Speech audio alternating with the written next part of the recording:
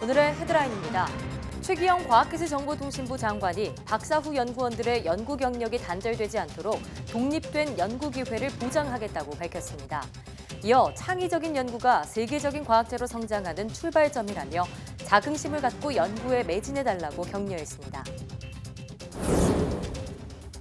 해외 연구진이 종이접기를 한 뒤 금속막을 입혀 첨단 로봇을 만드는 방법을 개발했습니다.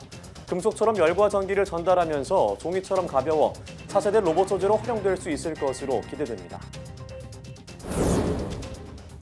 지구온난화로 올해가 역대 두 번째로 더운 해가 될 것이라고 세계 기상기구가 전망했습니다. 전문가들은 내년에도 고온 현상이 계속되며 전 세계적으로 폭염과 태풍, 가뭄 같은 기상 이변이 이어질 것이라고 경고했습니다. 요즘 TV나 라디오부터 기업과 공공기관까지 매체와 분야를 가리지 않고 펭수 신드롬이 일고 있습니다. 펭수는 시원시원한 입담과 자기의 뛰어난 춤과 랩 실력으로 폭발적인 인기를 얻고 있는데요. 오늘 생각연구소에서는 펭수의 열광하는 심리에 대해서 알아봅니다.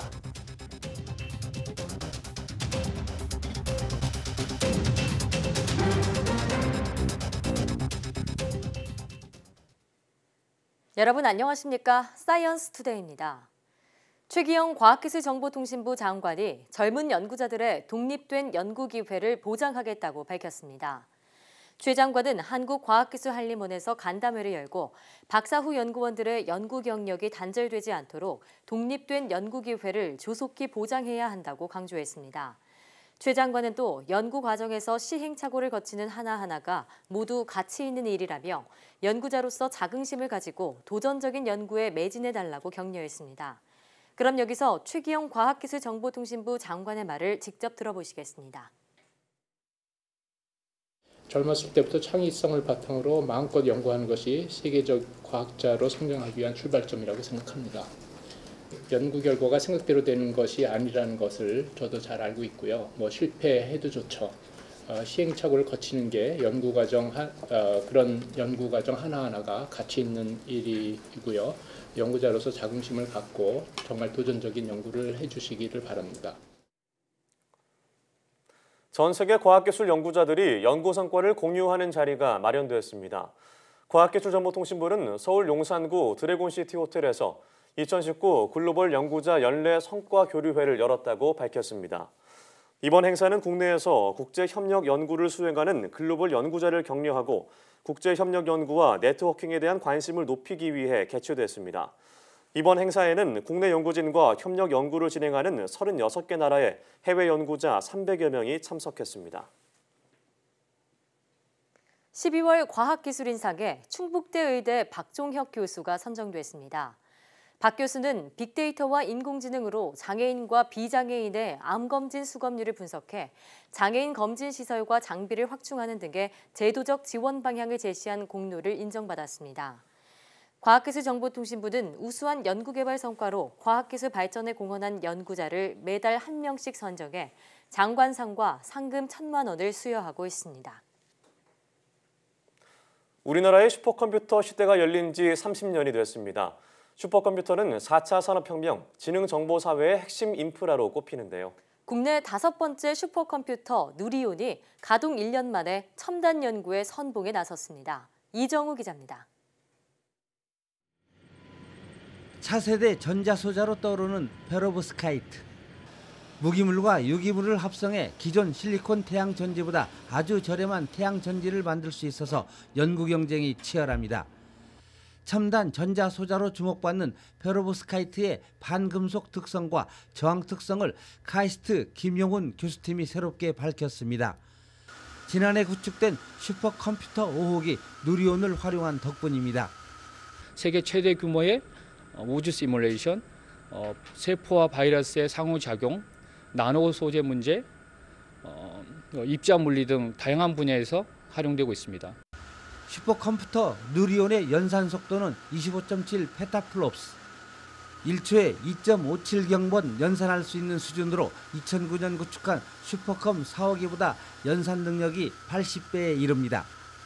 슈퍼컴 5호기 누리온이 지난 1년간 수행한 계산 건수는 모두 170여만 건, 140여 개 기관에서 모두 2천여 명의 연구자들이 참여했습니다. 대용량 데이터를 신속히 처리하는 것은 물론 컴퓨팅 모의 실험의 정확도를 높여 제조업 기술 혁신을 지원하고 있습니다. 새로운 이런 세상의 패러다임에 맞춰서 빅데이터나 인공지능, 딥러닝 쪽을 어떻게 지원할 수 있는 시체계로 바꿔야 될 것 같습니다. 지난 1988년 현재 스마트폰보다 성능이 훨씬 떨어지는 2기가 플러스급 1호기로 시작한 우리나라 슈퍼컴 시대. 30년 만에 세계 14위권 성능을 확보한 우리 슈퍼컴퓨터가 4차 산업혁명을 이끄는 핵심 축이 되고 있습니다. YTN 이정우입니다. 종이로 로봇을 만든다고 하면 피규어나 장식품을 떠올리기 쉬울 텐데요. 해외 과학자가 종이 접기를 한 뒤 여기에 금속 막을 입혀 첨단 로봇을 만드는 방법을 개발했습니다. 최소라 기자가 소개합니다.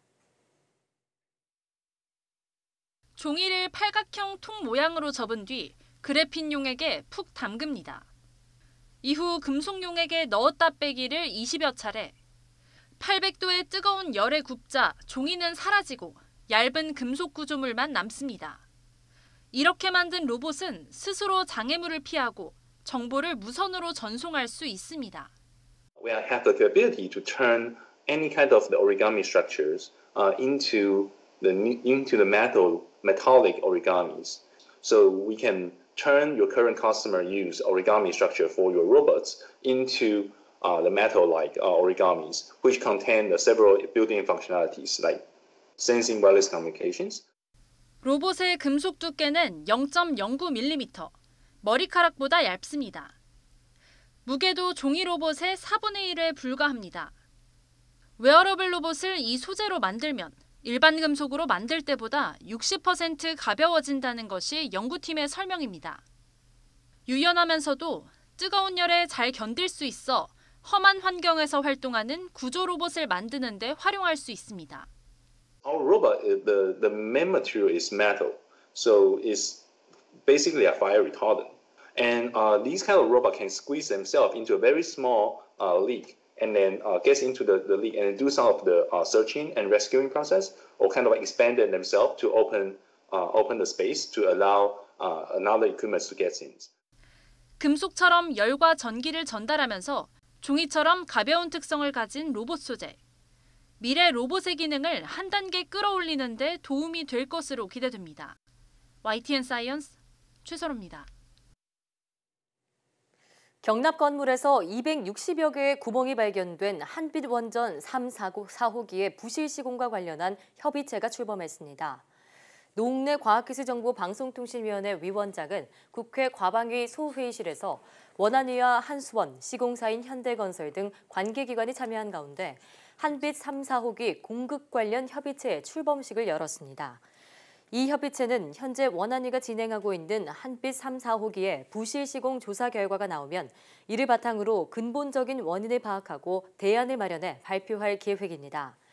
이번 협의체 출범은 원안위에 대한 국정감사 후속 조치의 하나로 지난 10월 원안위는 현대건설 등과 함께 한빛 원전 3, 4호기 공급과 관련된 협의체 구성에 합의했습니다.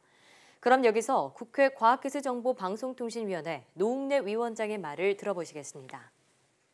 한빛 원전 부실 시공에 대한 한수원과 그리고 당시 시공업체인 현대건설의 책임 인정과 더불어서 한빛 원전의 안전성 확보를 위한 방안들에 대해 협의가 완료될 때까지 운영이 되어야 한다고 봅니다. 뿐만 아니라 한빛 3, 4호기 공급 점검 보수 비용 분담에 대한 합의를 협의체에서 이끌어내야 된다고 보고요. 공급 보수 비용이 국민 부담이 되지 않도록 해야 된다고 봅니다. 한빛 원전 공급 문제는 분명히 이거는 인재입니다. 국민의 생명과 안전을 위해서 원전 안전을 담보할 수 있는 근본적인 대책이 마련되는 자리가 되길 기대합니다. 수소 연료 전지를 쓰는 승용차는 있지만 지게차나 선박 같은 다른 운송수단은 볼 수 없는데요. 울산이 수소규제 자유특구로 지정됨에 따라 수소연료 전지를 적용한 다양한 운송수단을 상용화할 수 있게 됐습니다. 김인철 기자가 취재했습니다. 수소연료전지 승용차입니다. 이 시내버스도 수소연료전지로 운행합니다. 이렇게 수소연료전지를 쓰는 대중교통수단이 빠르게 성장하고 있지만 물류 수송 수단은 찾을 수 없습니다. 그동안 수소 산업에 공을 들여온 울산시는 이제 다양한 운송 수단을 개발하고 상용화할 수 있게 됐습니다. 수소 그린 모빌리티 규제 자유 특구로 지정되면서 수소 연료전지를 쓰는 지게차와 무인 운송 차량, 선박을 제한 없이 개발하고 실증 사업을 할 수 있습니다. 특구 지역에서는 규제를 받지 않기 때문인데 수소 연료전지 관련 지역 업체들도 반깁니다. 이번 규제 특구 지정으로 저희 같은 중소기업이 수소 관련 산업에 먼저 경험할 수 있게 되었고 또 마음 놓고 기술을 개발할 수 있어 기대가 큽니다.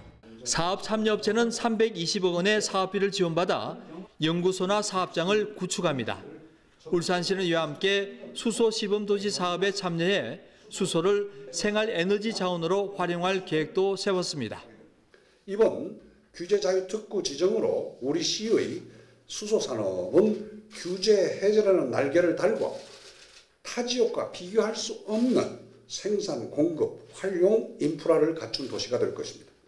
수소 선박이 운항한 유럽처럼 태화강을 운항하는 수소 유람선을 볼 날도 머지않았습니다. YTN 김인철입니다. 종합편성 채널 종편의 유료방송 의무 송출 제도가 시행 8년 만에 전격 폐지됐습니다. 이에 따라 종편은 매체 경쟁력에 따라 희비가 엇갈릴 것으로 보입니다. 최명신 기자가 보도합니다. 케이블 TV와 IPTV 등 유료 방송 사업자가 의무적으로 편성해야 하는 채널에서 종편을 제외하는 방송법 시행령 개정안이 국무회의를 통과했습니다. 지난 2011년 종편 출범 당시 시청자 선택의 다양성 확보를 명분으로 주어졌던 특혜가 완전히 사라진 겁니다. 과기정통부는 개정 배경으로 종편을 포함할 경우 의무 송출 대상 채널이 최소 19개나 돼 유료 방송 사업자의 채널 운영에 제약이 많았다고 설명했습니다. 또 신규 사업자를 보호하자는 애초 법안 취지와는 달리 종편이 방송 광고 매출에서 일정 수준의 경쟁력을 확보했다는 점도 이유로 들었습니다. 실제로 종편과 계열 PP 매출은 매년 꾸준한 증가세를 기록하고 있습니다. 홈쇼핑 사업자를 제외할 경우 전체 PP 매출에서 차지하는 비중은 지난해 31%까지 성장했습니다.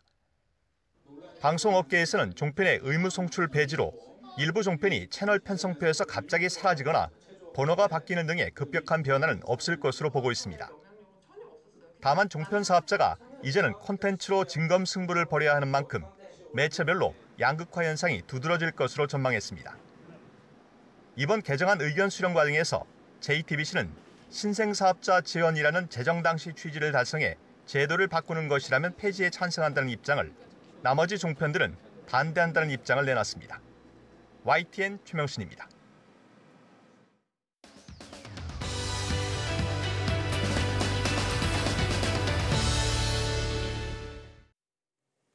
요즘 우리나라에서 가장 화제가 되고 있는 캐릭터를 꼽자면 바로 펭수일 겁니다. 어린이들뿐만 아니라 20, 30대 사이에서도 큰 사랑을 받으며 많은 활약을 펼치고 있는데요. 네, 오늘 생각연구소 시간에는 펭수의 열광하는 심리에 대해서 알아보도록 하겠습니다. 연세대학교 심리학과 이동기 교수와 함께합니다. 네, 교수님 안녕하세요. 네, 안녕하십니까. 네. 교수님, 저희가 대담 시작하기 전에 혹시 펭수 실제로 보신 적 있으신가요? 그냥 지나가면서 그 TV도 봤어요. TV로요? 네. 아, 그래요? 오늘 저희가 특별히 이 자리에 모셨습니다. 아, 그런가요? 예. 네. 와우, 자이언트 팽 TV. 교수님 팽아. 교수님 당황하시는데요. 잘하시는데요? 네. 아, 죄송합니다. 똑같지 않나요? 되게 똑같은 것 같아요. 네. 네, 아유 민망하네요. 네네. 네. 정말 BTS를 뛰어넘는 스타가 되기 위해서 한국으로 헤엄쳐온 이 펭수의 인기가 정말 대한민국을 뒤흔들고 있는 것 같습니다. 네네. 사실 저도 이제 동생이 본다 그래서 예. 뭐 저런 걸 보나 이랬는데 저도 모르게 계속 보고 있더라고요. 빠져들어요. 네, 정말 유례가 없는 인기가 아닌가라는 생각이 드는데요. 어떻게 보시나요? 아까 그 펭수 정말 똑같았어요. 네. 죄송합니다. 이게 이제 펭수가 사실 어린이 캐릭터잖아요. 근데 이게 되게 시원시원한 입담도 있고 또 이상형은 자기 자신이래요. 일종의 예. 자기애도 있고 그다음에 춤과 랩 실력 이런 것도 있잖아요. 네. 그러니까 이제 폭발적인 인기를 지금 끌고 있는데 실제로 보니까요. 지난 3월에 개설되었던 유튜브 채널 그 자이언트 팽 TV 구독자가 110만이 넘다고 합니다. 네. 대단한 거죠. 네. 지금은 그래서 TV, 뭐 라디오, 기업, 공공기관까지 이 매체를 가리지 않고 펭수 신드롬이 지금 진행 중인데요. 예. 최근에는 외교부가 그 한 아세안 특별 그 정상 회의를 할 때 홍보 영상에도 펭수가 등장을 했다고 하고요. 또 또 보건복지와 콜라보레이션을 할 때도 그 영상이 들어가는데 정말 정부 부처도 앞다퉈서 펭수 정말 러브콜을 보내고 이런 상황입니다. 네. 네. 원래 펭수가 구독자 1명이었잖아요. 네네. 근데 지금 110만에 돌파한 건데 애초에 펭수는 20, 30대가 그 주 타깃이 아니었고요. 어린이들에게 크리에이터라는 직업이 뭔지 좀 설명을 해주고 직업 체험을 도와주려는 그런 의도로 출발을 했다고 합니다. 네. 그런데 지금은 20, 30대 뽀로로라고 불릴 정도인데요. 왜 이렇게 사랑을 받고 있는 걸까요? 네, 그 생각을 해보니까 이게 그 성인 팬들이 가장 많이 꼽는 펭수의 그 장점은 통쾌하다. 야, 사이다 발언. 예, 그러니까 뭐 보통 그 소속 방송사 사장 이름을 친구처럼 썼으면 좋겠고, 예, 김명중 사장님. 예, 그다음에 뭐 이렇게 얘기를 해요. 사장이 편하게 회사가 잘 된다라든지 잘 쉬는 게 혁신이다 이렇게 네. 얘기하니까 직장인들은 사실 현실에서 그렇게 말을 못 하잖아요. 네. 그러니까 일종의 그 10살짜리 이렇게 그 설정된 그 펭수가 순수한 어린이 모습을 하면서 동시에 사회 부조리 핵심을 꿰뚫는다. 그러니까 일종의 대리만족을 느끼는 게 한 가지 있을 것 같고요. 또 펭수 현상 자체 이면에 우리 그 사회 문화적인 그런 그 특성을 좀 볼 필요가 있는데 사실 2030 세대를 사실 N4 세대라고 하잖아요. 예. 많은 거를 포기해서 뭐 취업률도 되게 낮고 취업할 때 좌절감도 많고 이렇잖아요.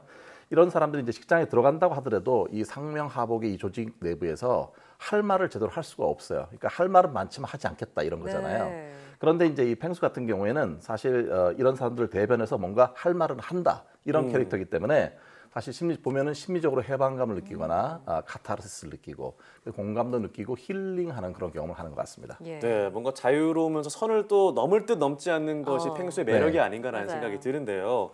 그래서 이렇게 펭수의 어록 보면 꼰대식 사고방식을 좀 반하는 그래서 안티 꼰대 이런 네네, 안티 꼰대란 말하죠. 네. 용어도 나왔다고 하는데 이런 안티 꼰대 방식이 다양한 방법으로 또 나오고 있다고요. 어떤 게 있을까요? 그게 이제 여러분 드라마 보셨는지 모르겠지만 9월에 종영했던 드라마인데요. 그 멜로가 체질이라는 드라마가 있거든요. 근데 이게 이제 꼰대인 4050 세대의 어떤 통념이 나타나는 반면에 또 상당히 차별화된 2030 세대의 어떤 그런 그 스타일, 라이프 스타일 이런 것들이 대비돼서 나타나는 그런 프로였는데요.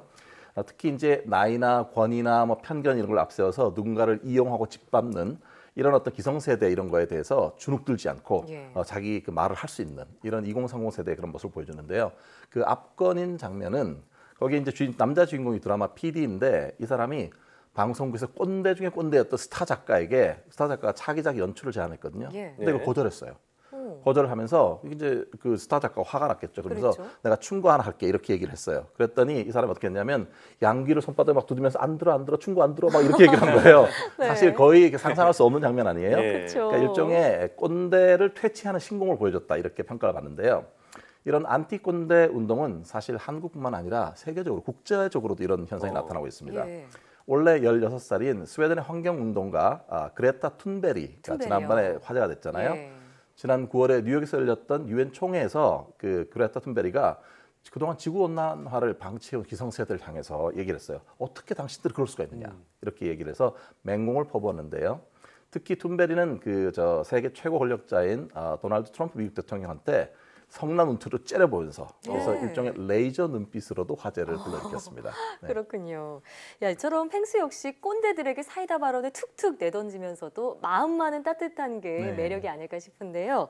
또 재미있는 게 펭수의 정체를 알고 싶어하는 분들에게 많은 사람들이 펭수는 펭수다, 눈치 챙겨라 하면서 펭수는 펭수입니다. 펭수 자체를 보호해주고 있다는 겁니다. 이렇게 펭수를 보호하려는 그 심리는 또 어디 있을까요? 이게 사실 이제 그런 캐릭터의 하나의 선배로서는 마미손이라고 있었잖아요. 쇼미더머니 777에서 분홍색 그 복면을 쓰고 나타나서 상당히 인기를 얻었는데요. 사실 그 초반에 탈락했어요. 이게 마미손이. 그렇죠. 그런데도 사실 그 프로의 가장 최대 수혜자는 마미손이다. 엄청 화제가 됐죠. 네, 그렇게 얘기를 하는데 이제 재미있는 말은 뭐냐면 모두가 그 사람 정체를 알지만 또 모두가 속아주는 그런 현상이잖아요.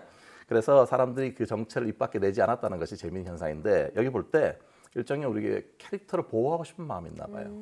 사실 그 캐릭터를 너무 좋아하는데 그 사람 실체 모습이 어떤 건지를 알게 되면 이 두 개가 서로 둘 중에 매력이 둘 다 반감할 수가 있잖아요. 사실 우리가 산타클로스 같은 경우 캐릭터를 좋아하지만 산타클로스 분장하는 그 사람의 개인 성격을 알고 싶진 않잖아요. 이런 현상과 맞물려 있어서 순수하게 몰입하고 싶다. 이런 메시지가 담겨 있는 것 같습니다. 네, 이 캐릭터가 일종의 브랜드가 돼서 긍정적인 영향을 끼치는 게 아닌가 싶은데요. 최근 이 펭수만큼이나 인기 있는 캐릭터가 또 있습니다. 뭔가요? 네, 신인 트로트 가수 이제 유산슬 씨인데요. 네, 오늘 노래도 부르시나요? 트로트를 부르는 유산슬 씨. 이 인기 비결이 무엇일까요? 사실 유석 씨 같은 경우는 예능 1인자잖아요. 근데 이분이 유산슬이라는 닉네임의 트로트 가수로 데뷔했다는 것 자체가 상당히 그 재밌는 발상인데요. 기존의 방송 어떤 그 장르 문법이나 기존 방송 어떤 그 일종의 어떤 우리가 그렇게 알고 있는 규칙 같은 것들 다 무너뜨렸어요. 예를 들어서 그 경쟁사의 아침 프로 방송에 나가고 그 노래 경연에 참가를 했어요. 일종의 보통 안 그렇잖아요. 경쟁 방송사에 잘 안 나가잖아요. 잘 안 나가죠. 그렇죠. 그다음에 또 하나는 보통 뮤직비디오 찍으면 되게 이제 멋지게 찍어야 되는데 200만 원대 초저 예산으로 뮤직비디오를 B급 일종의 뮤직비디오를 찍고 또 길거리 버스킹도 하고요. 네. 놀랄만한 행보를 이어가고 있는데요. 또 재밌는 거는 라디오 인터뷰 나와서 유재석과 유산슬은 다른 인물이에요. 이렇게 너스레를 떨었다고 해요. 네. 지금은 이제 그게 유튜브라든지 타 방송사 라디오까지 출연이 확산되어 가지고 지금은 뭐 그 많이 나오잖아요. 출연 요청이 그 쇄도하고 있는데 하나의 그 트렌드 중요한 키워드는 확산되는 것 같아요. 기존의 어떤 그 있는 규칙이나 이것만 갖추지 않고 기존의 어떤 방송 편성표 자체에서 벗어나서 활동을 해요. 그런데 그게 하나의 브랜드 효과를 가지니까 다시 또 편성에 다시 들어오게 되는 일종의 선순환 그런 그 효과를 가져온다고 볼 수 있습니다. 그렇군요. 유산슬까지 요새 정말 이렇게 캐릭터가 인기를 끌고 네. 있는데 이런 걸 보면 좀 20, 30대의 그 현실을 반영하고 있다는 생각이 듭니다. 앞서도 얘기했지만 20, 30대는 나이는 어른이지만요. 마음은 또 그렇지 않고 억눌린 시대를 살아가고 있다 이렇게 평가를 받는데 펭수를 보면서 대리 만족을 하고 또 잃어버린 동심도 되찾는 것 아닌가 싶거든요. 혹시 꼭 펭수를 통해서가 아니더라도 우리가 나 스스로 잃어버린 그런 나를 다시 지킬 수 있고 되찾는 방법은 없을까요? 네, 50대인 저도 저를 찾고 싶은 생각이 있었는데 사실 이게 나이가 들어가면 사실 그 정말 나를 찾고 싶다고 할 때 저는 첫 번째로는 신체적인 건강이 중요한 것 같아요. 그러니까 신체적으로 규칙적인 운동을 해서 건강한 신체를 갖게 되면 마음 자체도 활력을 다시 찾을 수 있잖아요. 나를 찾는데 첫 번째는 운동을 하고 신체적 건강을 찾아라. 이게 첫 번째 제 메시지고요. 두 번째 이제 예전에 우리가 찍었던 사진도 보고 또 자기가 썼던 일기 같은 것도 보고 혼자 막 다짐했던 그런 글귀도 다시 읽으면서 옛날의 자기 모습, 그땐 참 그랬지 이런 것들을 한 번쯤 회고하고 돌아볼 필요가 있습니다. 뭔가 그중에 힘들었던 일들 같은 경우는 그냥 흘려보내고 좋았고 감사했고 이런 것들은 다시 한번 되새겨보는 것도 좋은 방법일 것 같고요. 또 하나는 이제 앞으로 이제 일을 살아가는 동안에 자기가 경험한 것들을 기록해보는 습관이 어떨까 싶어요.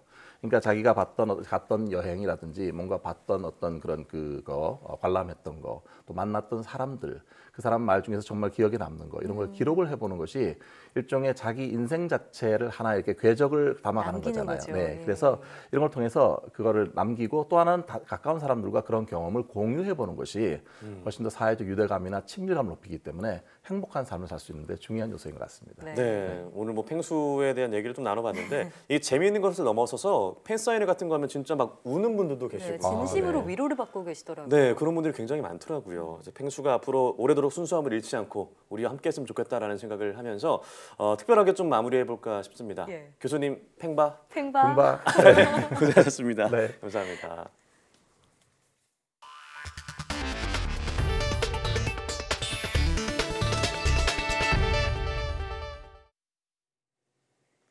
세계 기상기구 WMO가 2019년이 역대 두 번째 혹은 세 번째로 더운 해가 될 것이란 전망을 내놨습니다. 뜨거워지는 지구를 반영하듯 올해 유난히 강한 더위와 강력한 태풍이 지구촌을 강타했습니다. 정혜윤 기자가 보도합니다.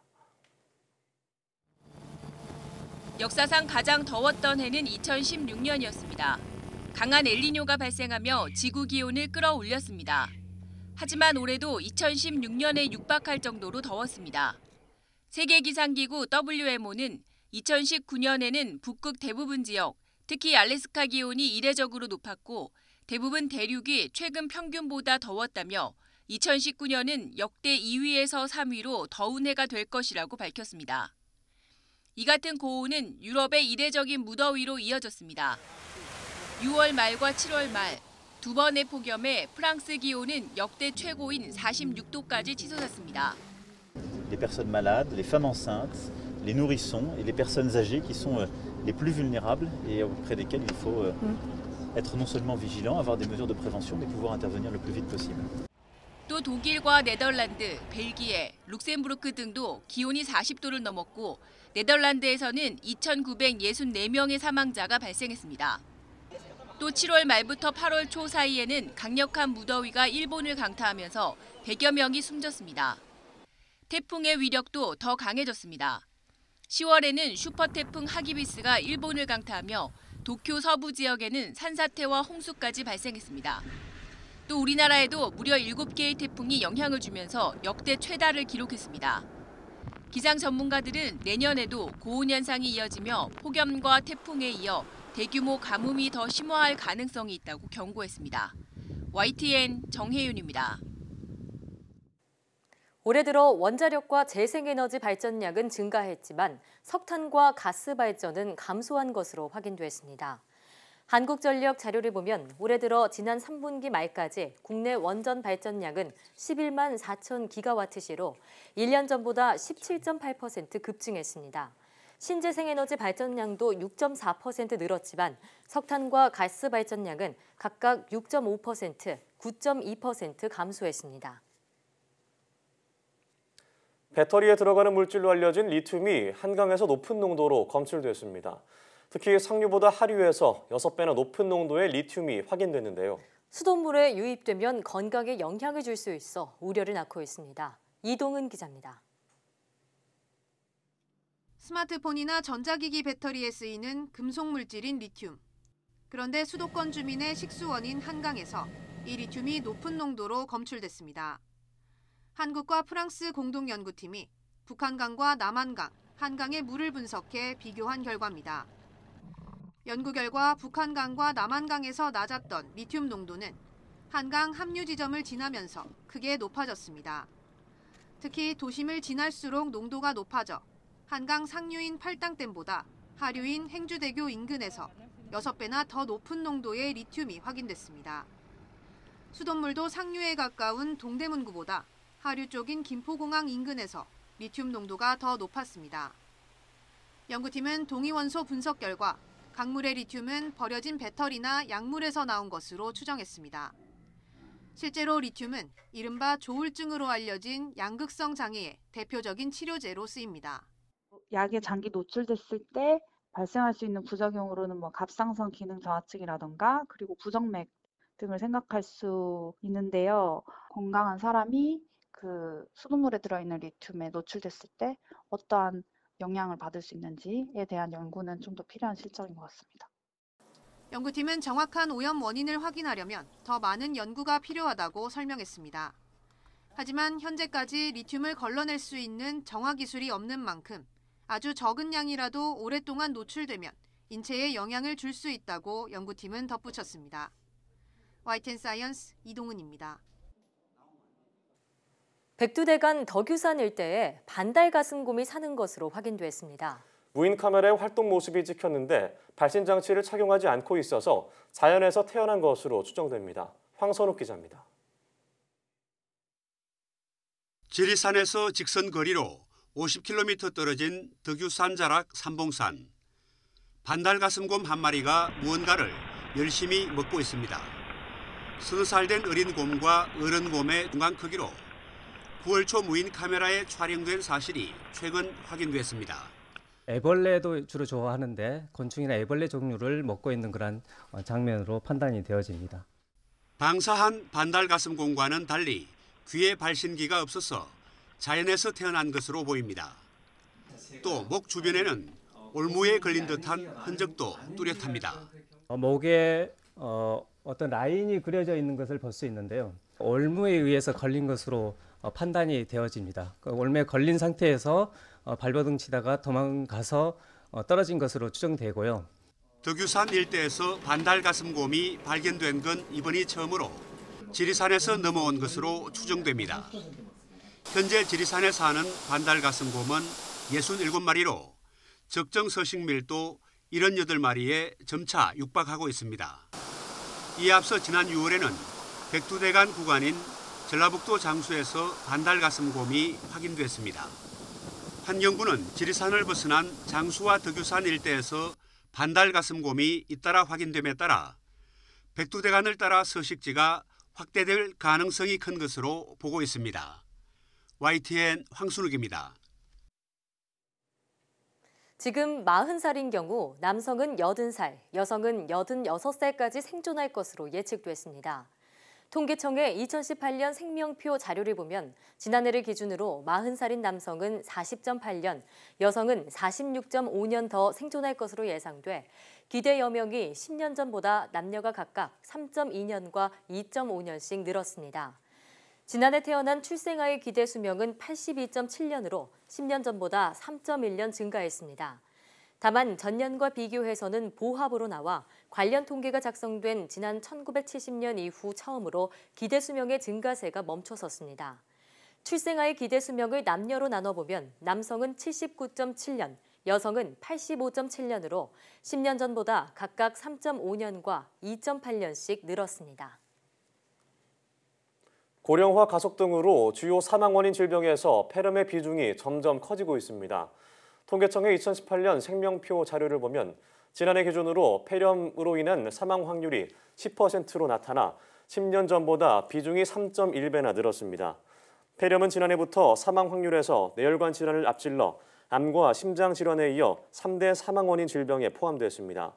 3대 사망 원인 가운데 1위인 암은 사망 확률이 20.7%였고 2위인 심장 질환은 11.8%, 폐렴 다음의 비중인 뇌혈관 질환은 7.9%였습니다.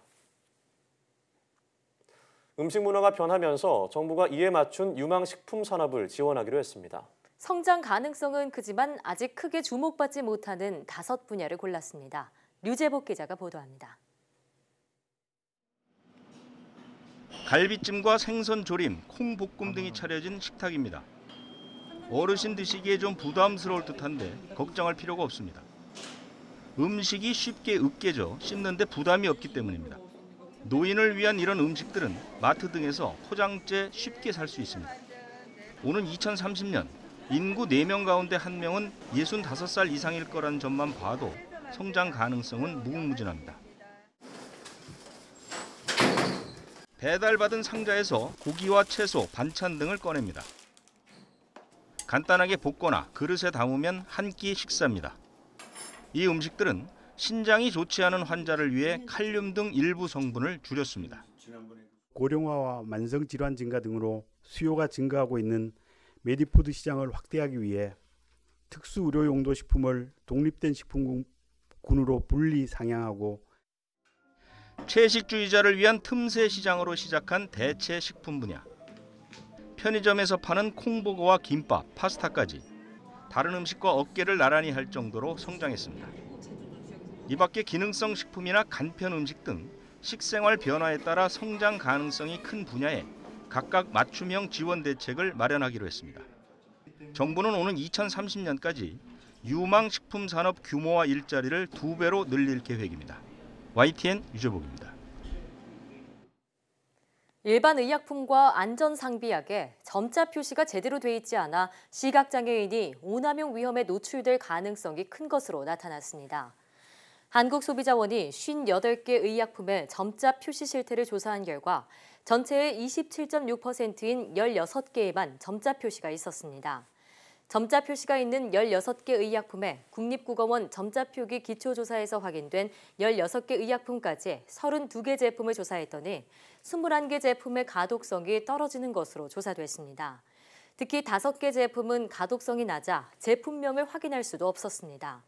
소비자원은 이번 조사 결과를 토대로 의약품의 점자 표시 기준을 만들 것을 식품의약품안전처에 건의할 방침입니다.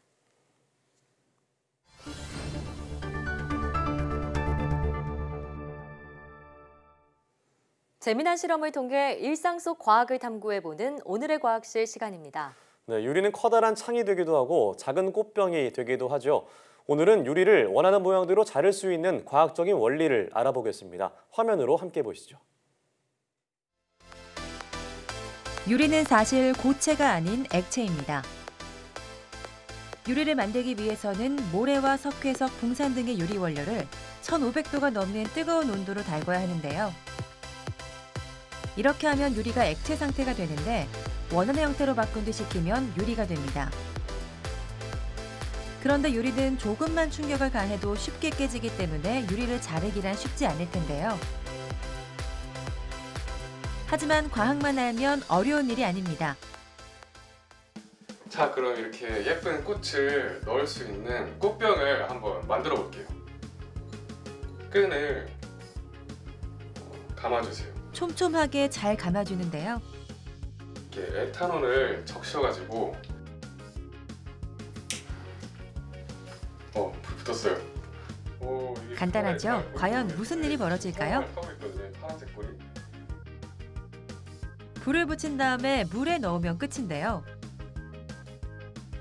마치 칼로 자른 것처럼 완벽하게 잘렸네요. 이렇게 자를 수 있는 이유는 뭘까요?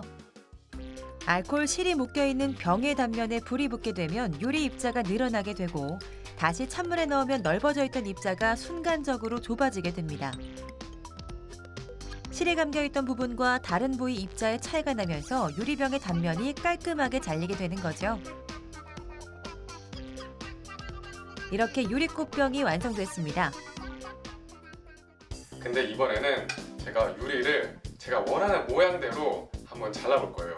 여기 이렇게 원 모양을 그려놨잖아요. 그대로 가위를 이용해서 자를 수가 있습니다. 이게 가능할까요? 제가 한번 보여드릴게요.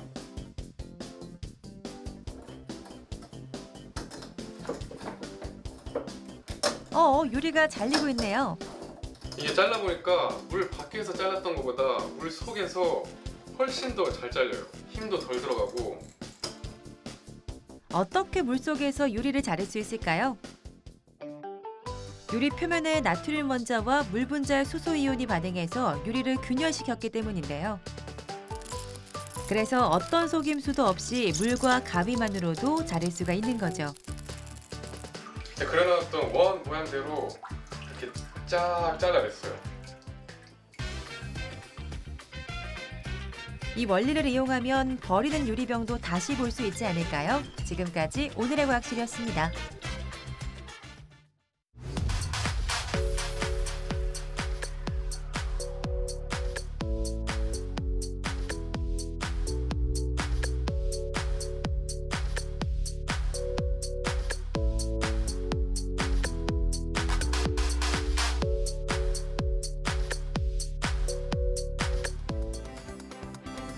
펭수는 뽀로로를 잇는 펭귄 스타가 되기 위해 남극에서 직접 헤엄을 쳐서 한국으로 왔다고 하죠. 그런데 정말 펭귄이 이렇게 긴 거리를 헤엄치는 게 가능할까요? 뉴질랜드 오타고대 연구진이 발표한 내용에 따르면 피오르드랜드 펭귄은 매년 남극까지 왕복 여행을 한다고 합니다. 네, 펭귄들은 최대 77일 동안 하루에 20에서 80km를 헤엄쳐서 최대 6,800km, 지구 둘레의 약 5분의 1에 해당하는 거리를 이동한다는 겁니다. 네, 이렇게 들어보니 펭수의 말이 과장은 아닌 것 같네요. 사이언스 투데이 오늘 저희가 준비한 소식은 여기까지입니다. 함께해 주신 여러분 고맙습니다.